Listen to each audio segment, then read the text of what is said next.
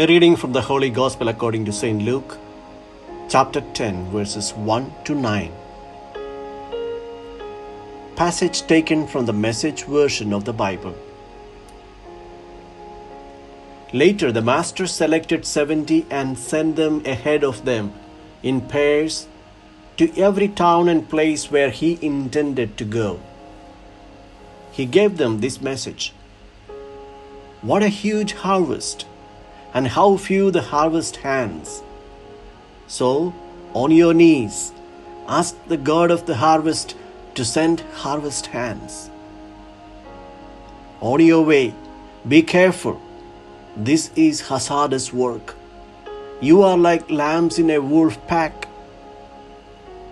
Travel light, comb and toothbrush, and no extra luggage. Don't loiter and make small talk with everyone you meet along the way. When you enter a home, greet the family, peace. If your greeting is received, then it's a good place to stay. But if it is not received, take it back and get out. Don't impose yourself. Stay at one home, taking your meals there, for a worker deserves 3 square meals. Don't move from house to house, looking for the best cook in town.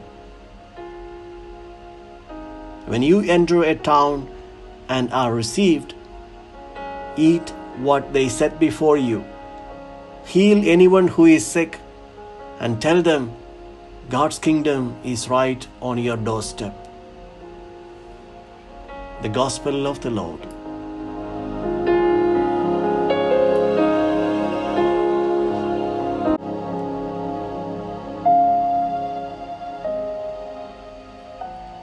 Reflections on the Gospel according to St. Luke, chapter 10, verses 1 to 9.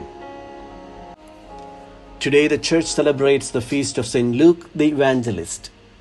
According to a pious tradition, St. Luke is thought to have painted the image of Mary, the Virgin Mother. But the real portrait that Luke draws of the Blessed Mother is the one that emerges from the pages of his Gospel. In those familiar scenes of the Annunciation, the Visitation, and her Magnificat, the Nativity, the presentation in the temple, life in the home of Nazareth, Jesus being lost in the temple, and the Pentecost, Luke introduces us to Mary's life in faith, helping us to understand her role in God's divine plan of salvation. Luke, the painter, has done his creation in 2 huge canvases. The first speaks of the life and mission of Jesus in the Gospel, and the second spoke about the life and mission of the early church. Or it can also be considered as a report of the work of Jesus in his Gospel and the work of the Holy Spirit in the Acts of the Apostles. In the Gospel today, Jesus sends all his disciples. Luke says they were 70 of them, or 72 in some other versions. Why is this number 70? The rabbis of Israel taught that the people of God, that is Israel, was surrounded by 70 wolves, referring to the number of pagan religious groups that disregarded the Jewish customs, traditions, and practices.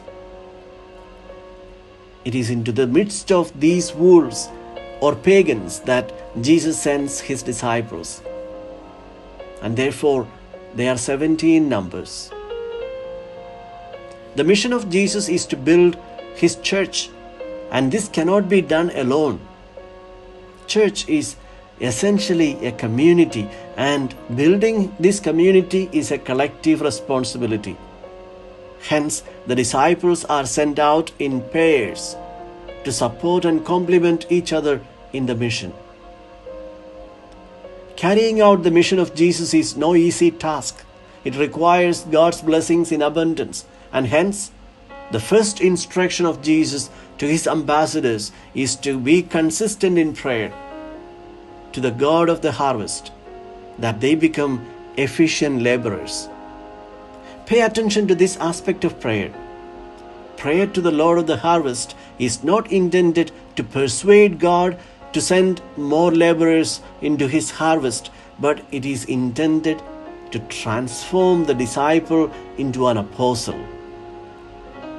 Prayer gives him balance, good disposition, inner peace, frees him from pride, presumption.